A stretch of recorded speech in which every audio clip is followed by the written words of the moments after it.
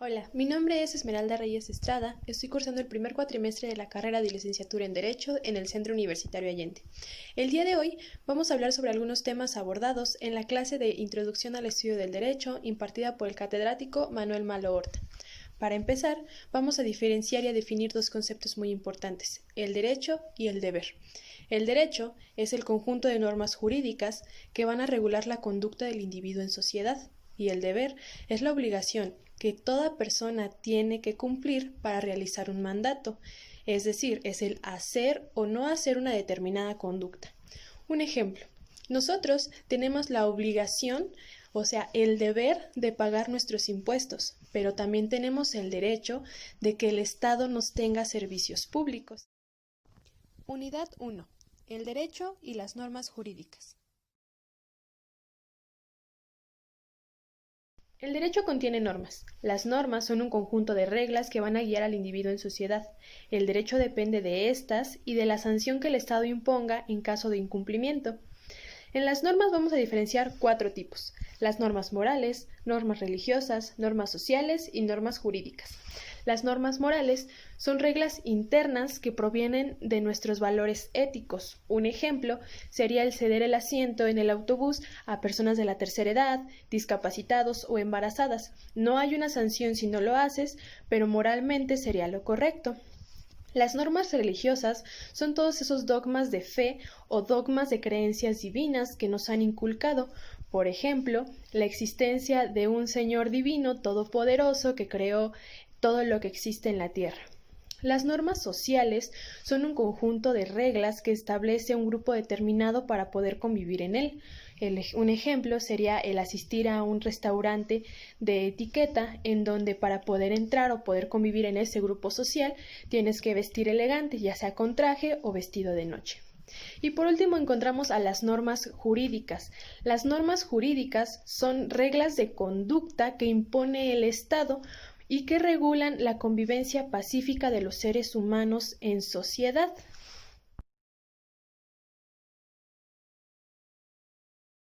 Las normas se clasifican de acuerdo a su ámbito de aplicación y en relación a la conducta del individuo, siendo la unilateralidad, que son normas que no prevén la existencia de un sujeto facultado para exigir el cumplimiento de las obligaciones contenidas en la norma al destinatario, es decir, o confieren facultades o imponen obligaciones.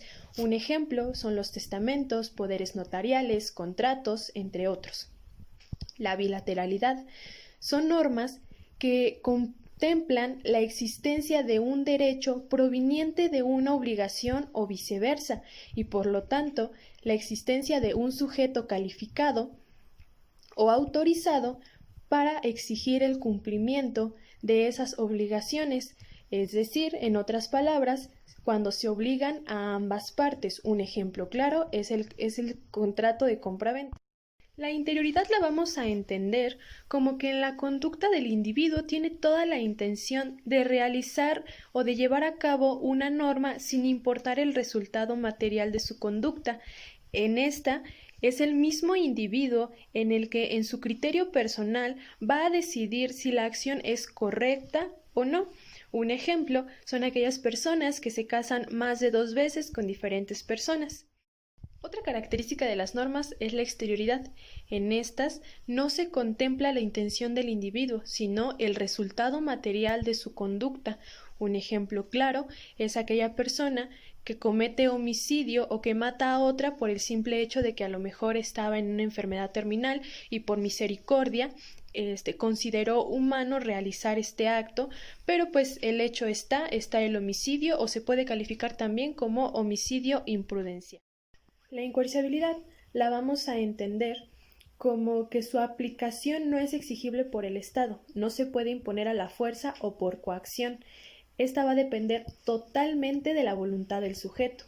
Un ejemplo es una señora que es muy apegada a la religión y que un día decide no ir a misa. Nadie puede obligarla a ir y su consecuencia por su acto no va a llevar a un castigo por incumplimiento. Al contrario de la coacción, que es el cumplimiento exigible al individuo de las normas aún en contra de su voluntad. Un ejemplo es un individuo, un padre de familia que no pasa pensión alimenticia o alimentos a sus hijos menores, aquí la norma jurídica lo va a sancionar y le va a ordenar el cumplimiento de esa obligación. Autonomía son normas creadas por la misma conciencia del individuo con el fin de obedecerlas para regular su conducta. Un ejemplo sería el decidir ir a trabajar todos los días, el levantarse temprano o el bañarse todos los días, al contrario de la heteronomía, que son reglas que provienen del exterior y que son ajenas al destinatario y son creadas por instituciones ajenas. Un ejemplo son las reglas de tránsito viales que existen en las diferentes entidades del país. En resumen, el siguiente esquema muestra las características que compone a cada tipo de norma. La aplicación de las normas jurídicas debe tener un orden jurídico para su aplicación en el campo legal. Hans Kelsen fue un filósofo que representó gráficamente a las normas jurídicas en una pirámide, representando así la idea del sistema jurídico escalonado. Kelsen en su representación puso hasta la punta la constitución política, seguida por leyes o normas, reglamentos, negocios o actos jurídicos y sentencias judiciales y resoluciones.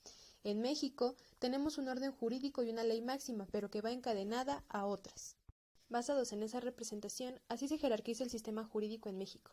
En la punta encontramos a la Constitución política y tratados internacionales, seguida por leyes federales, constituciones estatales, leyes municipales, reglamentos municipales, bandos municipales y normas jurídicas individualizadas. Cuanto más nos acercamos a la base de la pirámide, mayor número de normas jurídicas encontraremos.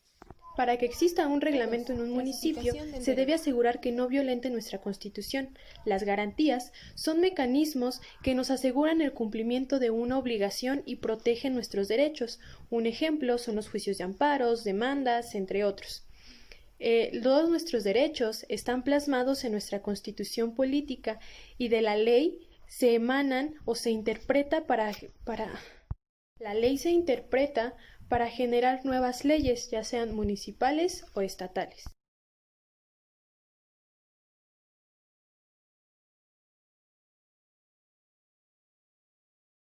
Las fuentes del derecho se van a clasificar en tres: fuentes reales, fuentes históricas y fuentes formales. Las fuentes formales del derecho es de donde surge toda la norma, y aquí también vamos a encontrar a la legislación, la costumbre, la jurisprudencia, la doctrina y los principales generales del derecho. Después encontramos a las fuentes reales, que son todos los sucesos que dan origen a una norma jurídica. Y por último, a las fuentes históricas, que son todos los documentos antiguos de donde podemos desencadenar normas jurídicas. La legislación es un proceso mediante el cual se crean normas jurídicas y se plasman en un texto. Esta consta de 6 etapas. La primera es la iniciativa. Aquí se presenta la idea ante el Poder Legislativo y se analiza para saber si se pasa al siguiente proceso. La segunda etapa es la discusión. Aquí debaten sobre la iniciativa para saber si se aprobará o no. Aprobación. Puede ser total, es decir, por toda la Cámara de origen, o parcial, que existan algunas observaciones. Sanción. Una vez que la iniciativa ha sido aceptada por las dos cámaras, se envía al Poder Ejecutivo, quien va a ordenar su ejecución, y también se envía al presidente, quien con su firma aceptará su conformidad con la ley. Promulgación. Una vez que ha sido aceptada y aprobada por el Poder Ejecutivo, se procede a la orden de publicación y ejecución. Y por último, la sexta etapa es la publicación.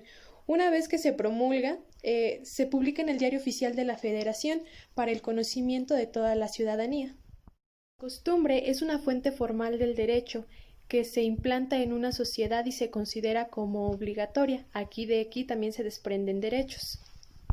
La costumbre es una práctica implantada por la sociedad y considerada como obligatoria. De aquí se desprenden derechos. Otra fuente formal del derecho son las jurisprudencias. Una jurisprudencia es una interpretación que se tiene de la ley y que se usa para cubrir o para abarcar vacíos legales que puedan existir en algunas leyes. Otra fuente formal del derecho es la jurisprudencia. Esta es la interpretación que hacen los órganos federales sobre una ley y pueden ser de dos formas: las interpretativas, que cumplen la función de interpretar una ley, y las integradoras que su función es cubrir alguna laguna legal que existan en las leyes. Existen tres formas de crear jurisprudencia. La primera es por reiteración. Aquí existen 5 o más criterios iguales por resolver, ininterrumpidas por otras. La segunda es por contradicción de tesis. Aquí va a resolver la Suprema Corte en pleno o en sala. Y por último tenemos por sustitución. Aquí es cuando una ley se deroga por sustitución, cuando se modifica un criterio obligatorio por otro o se deroga una ley. Y por último, los principios generales del derecho son verdades jurídicas, notorias, indiscutibles, de carácter general, elaborados o seleccionados por la ciencia del derecho. Aquí entran los códigos, leyes federales del trabajo, etc. Unidad 3. El derecho como ciencia.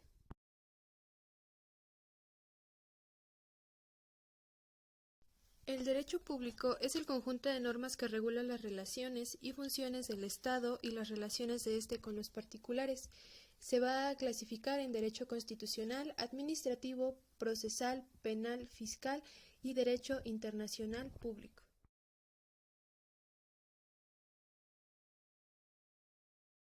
El derecho privado es el conjunto de normas que regula las relaciones entre los particulares. Este se va a clasificar en derecho civil, mercantil y derecho internacional privado.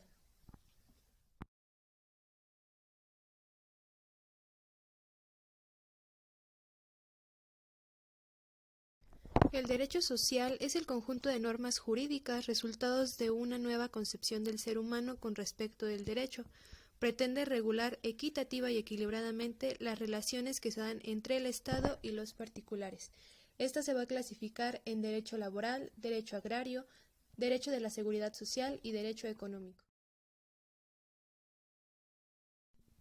Unidad 4. El Estado y la justicia.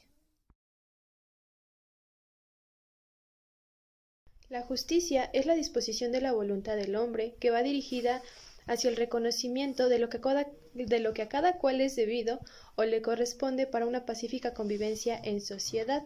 La igualdad es la ausencia de toda discriminación respecto al ser humano y a sus derechos.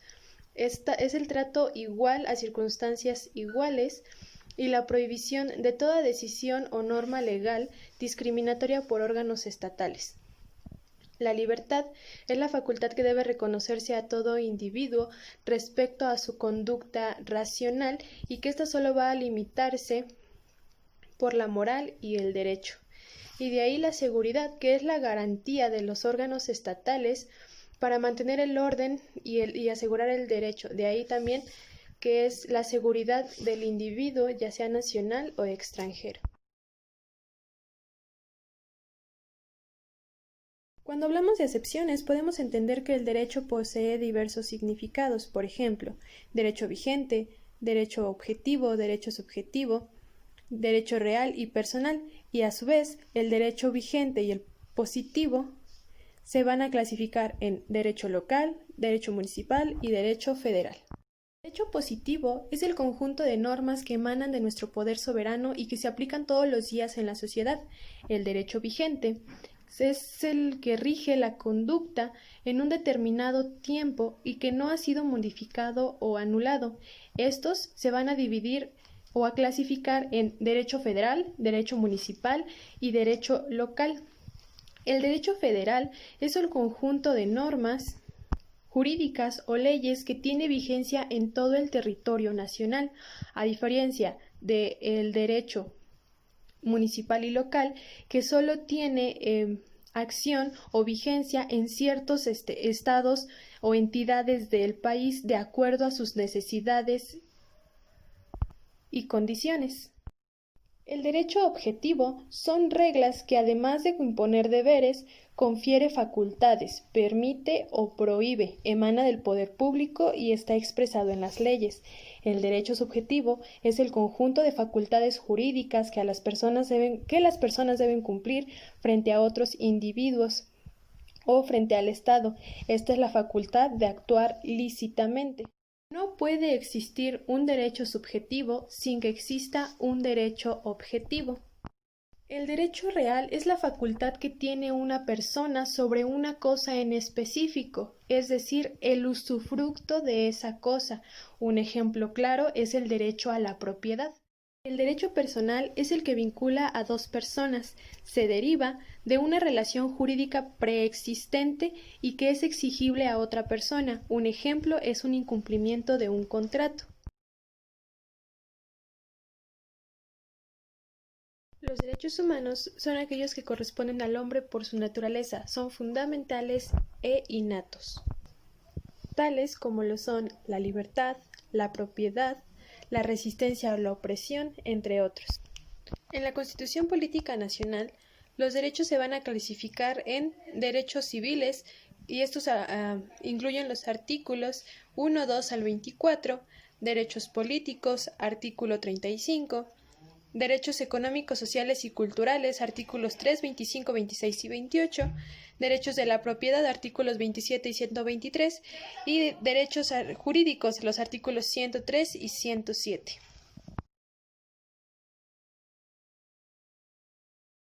El Estado es una sociedad humana establecida en un territorio que le corresponde. Es regido por un orden jurídico y que es creado, definido y aplicado por un poder soberano. Es decir, lo vamos a entender como que el Estado es una fuente de validación de todo derecho. Este Estado tiene tres elementos fundamentales, que son la población, el territorio y la soberanía.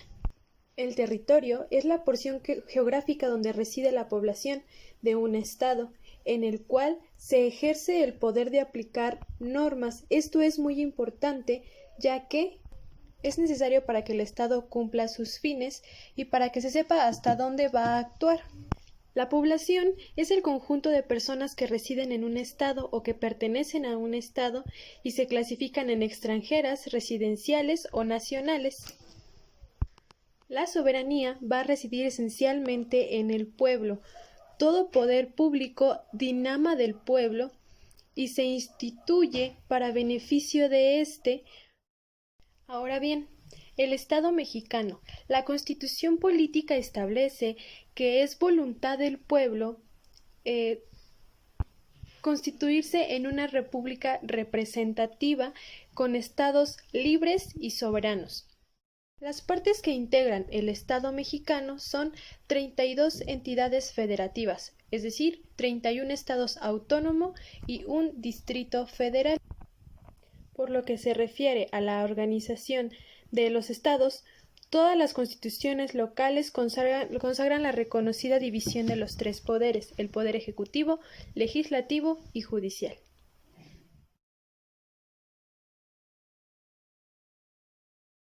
Un hecho jurídico es el acontecimiento natural o humano, voluntario o involuntario, que sea supuesto por una disposición legal para crear consecuencias de derecho, para crear, transmitir, modificar o extinguir derechos o deberes jurídicos o situaciones jurídicas concretas. Estos se van a dividir en dos, voluntarios o involuntarios. Los voluntarios pueden ser lícitos o ilícitos y los involuntarios van a emanar de un hecho. Ahora bien, el acto jurídico lo vamos a definir como toda declaración o manifestación de voluntad hecha con el objetivo de producir consecuencias de derecho por una o más personas. Se clasifican en unilaterales, mortis causa, interbios, solemnes, no solemnes, lícitos e ilícitos.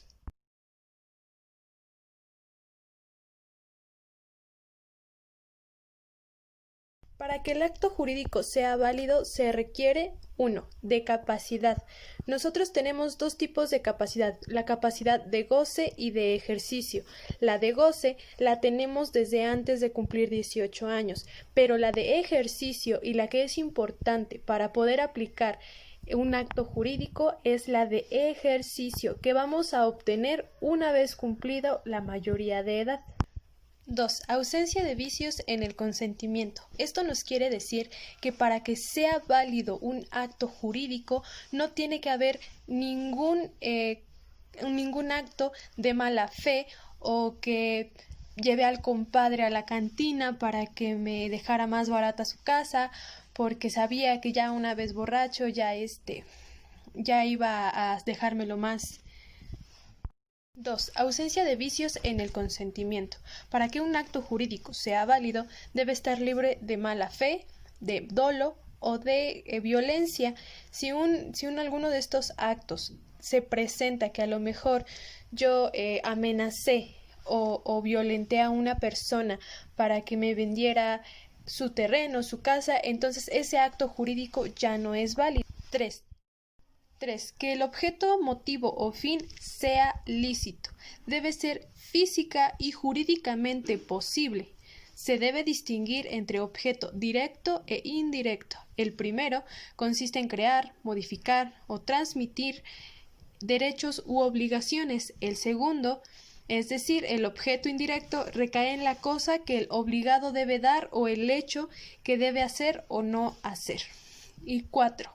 La solemnidad es la forma señalada por la ley para expresar la voluntad para que el acto exista.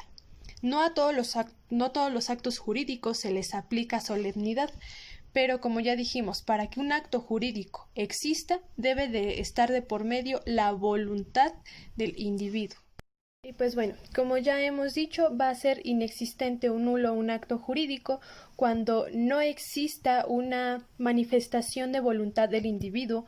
Va a ser nulo cuando, a pesar de que se cumplieron todos estos requisitos que acabo de mencionar, se compruebe que existió algunos vicios por ahí en el proceso. Y van a existir dos tipos de nulidad: la nulidad absoluta y la relativa. Pues muchas gracias, estos son algunos de los conceptos que yo consideré importantes. Hay algunos que aún no manejo del todo, pero que estoy segura que con la práctica y seguir estudiando lo voy a lograr. Gracias.